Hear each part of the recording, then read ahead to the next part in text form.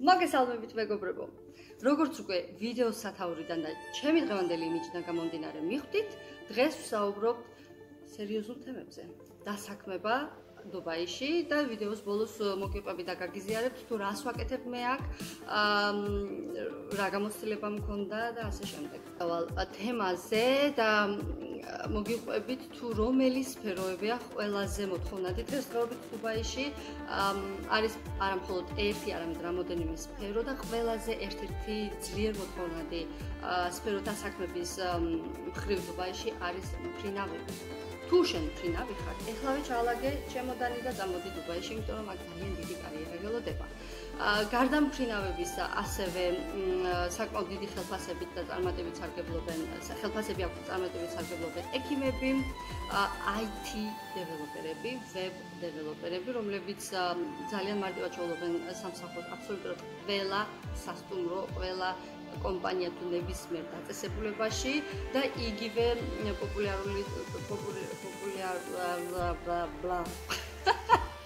პოპულარობით სარგებლობენ ასევე ფინანსისტები. მასწავლებლებიც მეტნაკლებად, თუმცა ასევე მოთხოვნადი სფეროა. ბიზნეს დეველოპერები ძალიან მნიშვნელოვანი ვაკანსია, მინდა გითხრათ, იმიტომ რომ დუბაი ყოველდღე ვითარდება და ყოველდღე რაღაცა ახალი ხდება, ამიტომ თითოეულ კომპანიას სჭირდება გამოცდილი და კარგი მცოდნე კანდიდატი. ბიზნეს განვითარების მხრივ, ასევე გაყიდვების და მარკეტინგის მხრივ, თუმცა გაყიდვები აქ იყოფა რამოდენიმე ქვედასაფეხურებად, არის გაყიდვები სასტუმრო ინდუსტრიაში, სადაც ყიდი სასტუმრო ნომრებს, ივენთებს და ასე შემდეგ და ასევე არის გაყიდვები, რომლებიც ორიენტირებულები არიან უფრო სახლების, საკუთრების გაყიდვით და ასე შემდეგ. მარკეტინგი ასევე ძალიან მოთხოვნადი სფეროა და ბოლოს კადრები. ადამიანები, ვისაც აქვს გამოცდილება კადრების სფეროში მუშაობის, მენეჯმენტის ან თუნდაც აღმასრულებელი პოზიციაზე ყოფნის, ყველა ამ სფეროს აქვს დიდი შანსი, რომ ძალიან მარტივად იპოვოს სამსახური დუბაიში. ხელფასები. ძალიან მტკივნეული და საინტერესო ნაწილია ამ ყველაფრის. ხელფასს განაპირობებს სამი რაღაცა.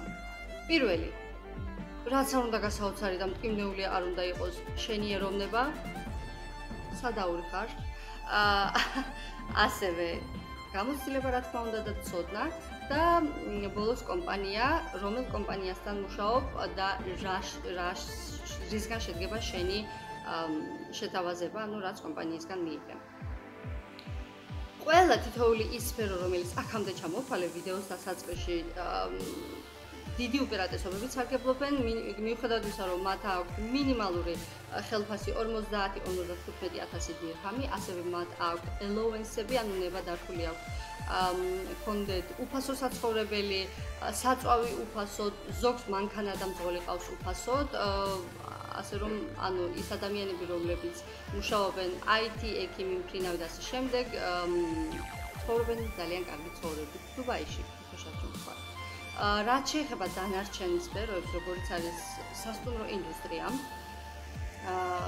მუშები, ფიზიკური მუშები, მიმტანები, დამლაგებლები, რეცეფციონისტი, არ აქვს მნიშვნელობა ვინ ხარ, თუ მუშაობ სასტუმრო ინდუსტრიაში, თუ მუშაობ თუნდაც ტურიზმის სფეროში, თუ მუშაობ სამშენებლოში ფიზიკურ მუშად, ანუ არ გულისხმობ არქიტექტორებს, იმიტომ რომ არქიტექტორები ძირითადად ერთ-ერთი ასევე მაღალ ანაზღაურებადი სფეროა დუბაიში.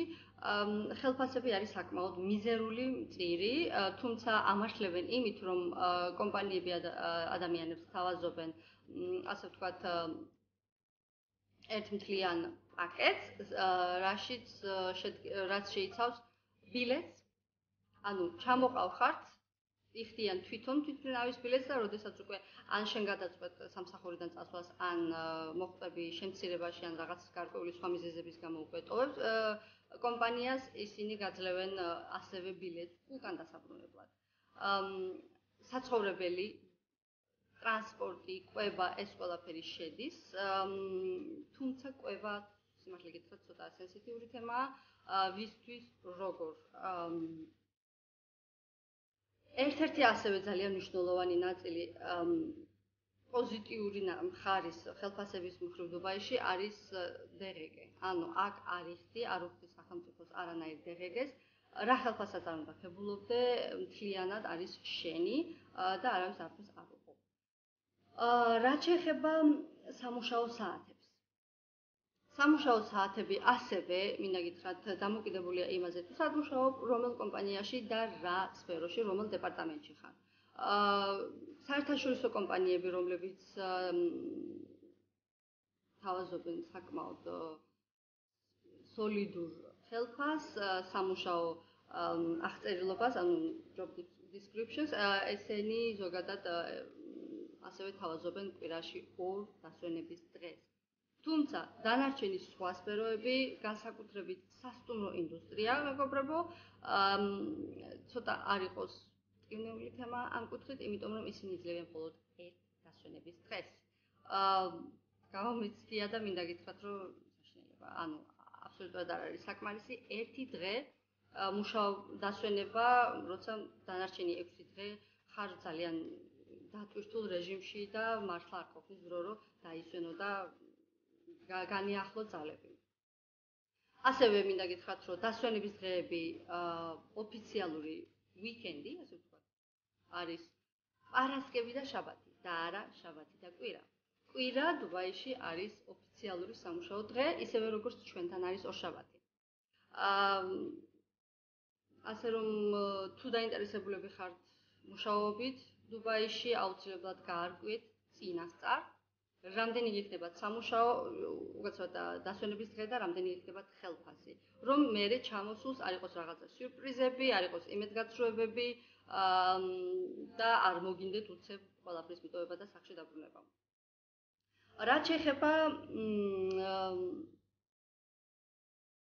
რაც შეეხება სამუშაო გარემოს და მენეჯმენტს. გარემო არის საკმაოდ საინტერესო, საკმაოდ კონკურენტუნარიანი და სტრესულიც. ყველა ის სამსახური, რომელიც დაკავშირებულია მომსახურებასთან, პირდაპირ კეთვით არის აბსოლუტურად პირდაპირ პროპორციულად კავშირში სტრესთან, როგორც მთელს მსოფლიოში, ასევე აქ, თუმცა განსხვავება არის ის, რომ დუბაი როგორც დესტინაცია, რომელიც არის მიმართული იმისკენ, რომ იყოს ყველაფერში პირველი, იყოს ყველაფერში ლიდერული, რომ ყველაფერი კონდეთ ყველაზე მაგარი, ვაღიარებ, რომ მომსახურება დუბაიში არის მსოფლიოში ალბათ მართლა ნომერ პირველი, რომ არ გამომჩეს საქმე, მინდა მაგალითი მოვიყვანო ვენასთან. აი ვენაში მახსოვს მოგვემსახურა ქალბატონი, ცალი ხელით ეწეოდა სიგარეტს, ცალი ხელით მომსახურებოდა ჩვენ, რაც იყო ჩემთვის სიმართლე გითხრათ ცოტა შოკის მომგვრელი, იმიტომ რომ მსგავსი სტილის მომსახურება დუბაიში გამორიცხულია. ანუ აქ უნდა იყო აბსოლუტურად პერფექციონისტი, უნდა იყო მიმართული არა მხოლოდ შენს პიროვნულ განვითარებაზე, ასევე კომპანიის განვითარებაზე, უნდა იყო აბსოლუტურად profitable, ძალიან არ მინდა ინგლისური სიტყვების გამოყენება, ანუ მომგებიანი. ამიტომ ისინი ითხოვენ თქვენგან მაქსიმალურ დახარჯვას და ზერელი დამოკიდებულება სამსახურთან მიმართებაში აქ გამორიცხულია. თუ ისინი ხედავენ, რომ შენ არ გაინტერესებს ის, რასაც აკეთებ და არ ხარ მიმართული იმისკენ, რომ ბოლომდე დაიხარჯო, შანსი იმის, რომ გაგითვალისწინონ დაწინაურების დროს ამიტომ თუ გინდათ რომ გადმოხვიდეთ დუბაიში სამუშაოდ, უკვე წინასწარ იყავით მიმართული იმისკენ, რომ უნდა იყოთ მზად გასცეთ მაქსიმუმი და რა თქმა უნდა შესაბამისად მე უკვე ხებულობ უკანაც მაქსიმუმს. რაც შეეხება იმას, თუ სად ვიპოვოთ და როგორ ვიპოვოთ ზოგადად სამსახური დუბაიში. ძალიან ბევრი ადამიანს ვიცნობ, რომელიც პირდაპირ ჩამოდის არანაირი ინფორმაციის გარეშე და უკვე აქ იწყებენ ძებნას, თუმცა მე არ გირჩევთ, იმიტომ რომ იმისათვის რომ ჩამოხვიდე დუბაიში და დარჩე სადღაც 2 თვე, 3 თვე და უბრალოდ იარო კარდაკარ აგზავნო სივები, ტოვო შენი სივები და დაელოდო იმას თუ ვინ დაგირეკავს და როდის დაგირეკავენ, ჩემი აზრით ძალიან რთულია, იმიტომ რომ მინიმუმ უნდა გქონდეთ უპირველეს ყოვლისა საცხოვრებელი ბინისთვის საკმარისი თანხა, B კვებისთვის და მესამე გადაადგილებისთვის. ანუ თუ ამისთვის მზად არ ხართ, გირჩევთ რომ უკვე ეძებოთ საქართველოში და გადმოხვიდეთ უკვე დუბაიში მხოლოდ მაშინ, როდესაც ხელთ გაქვთ კონტრაქტი, შეთავაზება, აბსოლუტურად ყველაფერი იცით და უკვე მერე მოდიხართ აქ. მე ამ ვიდეოს ქვემოთ დავტოვებ აღწერილობაში დავტოვებ რამოდენიმე web links თუ სად შეგიძლიათ ეძებოთ სამსახური თითოეული მათგანი არის აქტიურად გამოყენებული აქ რეკრუტორების მიერ და შეგიძლიათ ატვირთოთ თქვენი CV გამოეხმაუროთ თუმცა CV მეგობრებო უნდა იყოს მართლა ძალიან მაღალი დონის, უნდა იყოს დახვეწილი უშეცდომო ინგლისურით, იმიტომ რომ თუ ხედავენ რომ თუნდაც ერთი პატარა პუნქტუალური შეცდომაც კი ან რაღაცა არასწორი ატვირთვის დროს, აკრეფის დროს შეცდომები გრამატიკული, ყველაფერს აქცევენ ყურადღებას. ყველა პატარა დეტალი არის გათვალისწინებული. ამიტომ შეეცადეთ რომ CV იყოს ძალიან დახვეწილი, მაღალი დონის, სადაც თქვენ წარმოაჩენთ თქვენს მაქსიმუმს. ანუ სადაც თქვენ დაანახებთ მათ აი რატო მე და არა ის. ეს ძალიან მნიშვნელოვანია, იმიტომ რომ აქ მილიონი ადამიანი აგზავნის დღეში სივს და ზოგადად არავის არ აინტერესებს შენ რა ემოციები გაქვს, რატო მოდიხარ და ასე შემდეგ, თავარია პროფესიონალური მიმართვა. და ბოლოს მინდა ვთქვა ზოგადად მენეჯმენტზე, ანუ მინდა გითხრათ რომ ასევე გააჩნია სად მუშაობ, იმიტომ რომ თუ ხარ საერთაშორისო ცნობილ კომპანიებში, იქ უკვე რა თქმა უნდა მენეჯმენტი ძირითადად ხშირ შემთხვევაში მე როგორც ვიცი, არის დასავლური ევროპიდან, მაგრამ რა თქმა უნდა გააჩნია სიტუაციასაც, თუმცა ძირითადად სასტუმროები, ყველა სასტუმრო არის შერეული კადრებისგან შემდგარი, ძირითადად მენეჯმენტი არის აბსოლუტურად ყველა ქვეყნიდან, მინდა გითხრათ, მაგრამ გამოვყოფდი მაინც სამ ძირითად გეოგრაფიულ დესტინაციას. ეს არის დასავლური, ანუ შეიძლება იყოს ინგლისიდან, შეიძლება იყოს საფრანგეთიდან, ამერიკიდან და ასე შემდეგ და ასე შემდეგ. ანუ უწოდებდი ამას განვითარებული ქვეყნებიდან, ასევე არიან მენეჯერები ინდოეთიდან, იმიტომ რომ ძალიან ბევრი ინდოელია დუბაიში და ბოლოს ვიტყოდი არაბებს, ანუ არაბებიც, თუმცა არაბები ძირითადად სამთავრობო სამსახურებში მუშაობენ, განსაკუთრებით ადგილობრივები, მათ სასტუმროებში ვნახავთ, გარდა დაცვის დეპარტამენტისა, მაგრამ აი ეგვიპტელები, მაროკოელები, ირანელები, ესენიც ხშირად არიან მენეჯმენტ საფეხურებზე. გისურვებთ მეგობრებო წარმატებას, თუ რამე შეკითხვა გაქვთ, თუ გაინტერესებთ მეტი და შეიძლება მე ვერ გავეცი ახლა სრულყოფილად პასუხი ყველა თქვენ შეკითხვას, დამიტოვეთ კითხვები კომენტარის სახით ვიდეოს ქვემოთ და დიდი სიამოვნებით შეგეხმიანებით, ან შეიძლება თუ ძალიან ბევრი შეკითხვა დაგროვდება, ცალკე გამოუშვა ახალი ვიდეო, სადაც გავცემ აბსოლუტურად ყველა თქვენ შეკითხვას პასუხს ძალიან დიდი სიამოვნებით. ახლა უკვე მოგიყვებით იმაზე თუ რას ვაკეთებ მე დუბაიში და ზოგადად როგორ მოვხდი აქ. ანუ მე დუბაიში ჩამოვიდი 2017 წლის ნოემბერში, გასაუბრება და ზოგადად შერჩევითი პროცესი გავიარე თბილისში. უკვე ვიცოდი წინასწარ რისგან შედგებოდა ჩემი კონტრაქტი, რამდენიმე იქნებოდა ხელფასი და ასე შემდეგ და ასე შემდეგ. რა თქმა უნდა, ბილეთის ფულიც წინასწარ მივიღე, ვიზასაც რა თქმა უნდა კომპანია გიხდის. ანუ ვიზაც ჩემმა კომპანიამ გადამიხადა, ჩამირტყა, ანუ ვიზა უკვე რა თქმა უნდა აეროპორტში ჩამირტყეს და არა საქართველოში. და ჩამოვედი რეცეპციონისტის პოზიციაზე. ანუ სამწუხაროდ მაშინ თბილისში, ანუ ჩემი კომპანია ვისთანაც დღემდე მუშაობ, ჩამოსული იყო თბილისში და იქ ატარებდნენ შერჩევით პროცესს. სამწუხაროდ მაგ დროისთვის არ ჰქონდათ ძალიან დიდი არჩევანი სამსახურების, იყო მხოლოდ front office, იყო მიმტანები, ანუ FMB, იყო სეილები, რაშიც გამოცდილება არ ჰქონდა არც ცოდნა და დამლაგებლები. აი სასტუმრო შეთავაზება ჰქონდათ ძირითადად და არა კორპორატიული. რა თქმა უნდა დავთანხმდი რეცეპციონისტის პოზიციას, იმიტომ რომ მართლა ვიყავი სიახლის ძიებაში, ჩამოვედი, ვიმუშავე მთელი 1 წელი. მაგრამ უკვე 1 წლის შემდეგ უკვე ძალიან დიდმა სურვილმა იფეთქა ჩემში რომ განვითარებულიყავი, მეტი მესწავლა, გამომეყენებინა შანსი აქ ყოფნის და ეს გიჟური ინტერნაციონალური დესტინაცია, რომელიც ყოველ დღე მასწავლიდა რაღაცა ახალს, მიხვეწავდა ენას, ინგლისურს და ასე შემდეგ და ასე შემდეგ. გავიარე სამთვიანი გიჟური კურსი ღონისძიებების დეპარტამენტში, ტრენინგი ეგრეთ წოდებული. რის შემდეგაც იგივე ჩემს კომპანიაში შევიტანე განაცხადი არსებულ ვაკანსიაზე, ანუ ივენთებში, ოღონდ კოორდინატორის პოზიციაზე. გავიარე გასაუბრება როგორც ჩვეულებრივმა კანდიდატმა ვიღაცამ უცხომ, მიუხედავად იმისა, რომ მთელი ერთი წელი უკვე მიცნობდნენ, იცოდნენ ვინ ვიყავი, რა შესაძლებლობები მქონდა და ასე შემდეგ და ასე შემდეგ. გამოცდილება ყველაფერი იცოდნენ ჩემზე, თუმცა სხვა დეპარტამენტის უფროსებმა ჩამიტარეს, ანუ ივენთების დეპარტამენტის უფროსებმა ჩამიტარეს გასაუბრება როგორც ვიღაცა უცხოს. გავიარე რა თქმა უნდა წარმატებით და დავიწყე უკვე ივენთებში მუშაობა, გადავედი ღონისძიებების დეპარტამენტში, სადაც გამაოცა კრეატიულობამ გამაოცა იმან თუ როგორი განსხვავებული იყო თითოეული დღე ერთმანეთისგან, ანუ ჩამოვშორდი რუტინას, ასე ვთქვათ. თუმცა მინდა გითხრათ, რომ ეს არ იყო მარტივი, ეს იყო ახალი სფერო, რომელიც ახლახან შევისწავლე და უკვე პირდაპირ აღმოჩნდი საქმის ეპიცენტრში. ყოველი დღე რაღაცა ახალი, ყოველი დღე ხვდებოდი დიდ ცნობილ კომპანიებს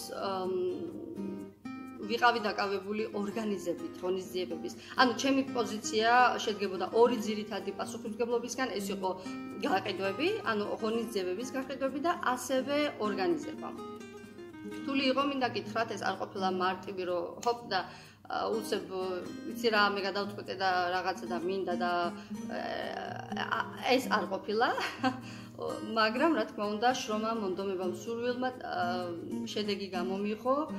გადავედი მართლაც რომ პროაქტიულ და პროდუქტიულ დეპარტამენტში, სადაც მთელი ერთი წელიწადზე მეტი ვიყოდი ვიმუშავე და ძალიან მეამაყება ის ფაქტი, რომ კომპანიამ გადმომცა ჯილდო სერტიფიკატი, როგორც 2019 წლის ყველაზე პროდუქტიული და წარმატებული აღმასრულებელი ივენთების დეპარტამენტში მთელს კომპანიაში. ეს იყო ჩემთვის ძალიან დიდი აღიარება, ძალიან დიდი მხარდაჭერა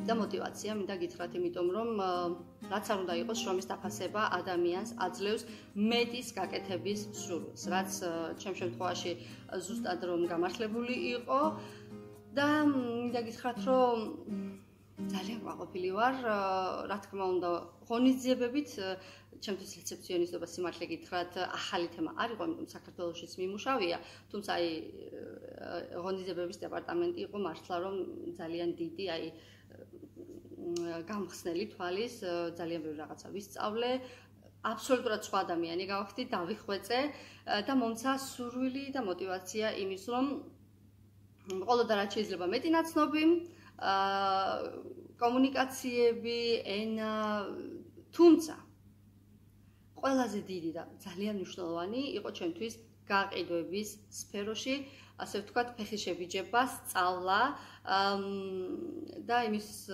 ვარირება თუ რას ნიშნავს, იჯდე გამოცდილ ადამიანთან, კომპანიის დირექტორთან და შესთავაზო მას შენი პროდუქტი, ოღონდ ისე რომ ორივე მხარე იყოს, რა თქმა უნდა, მოგებული და არა მხოლოდ შენ, ან მხოლოდ ის.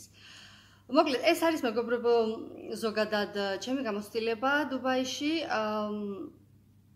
თუ რამე შეკითხვები გაქვთ, გთხოვთ, ანუ ისევ გამეორება გამონდის, მაგრამ დამიკომენტაროთ, გააზიარეთ ეს ვიდეო თქვენს მეგობრებთან, ნაცნობებთან და იმედი მაქვს, რომ გიხილავთ ისევ შემდეგ ვიდეოზე. ძალიან დიდი მადლობა, რომ უყურეთ ამ ძალიან უსასრულო გრძელ ვიდეოს. იმედი მაქვს, რომ იყო ინფორმაციული და რაღაცაში მაინც დაგეხმარათ. ძალიან მიყვარხართ, დიდი მადლობა. ნახვამდის დროებით.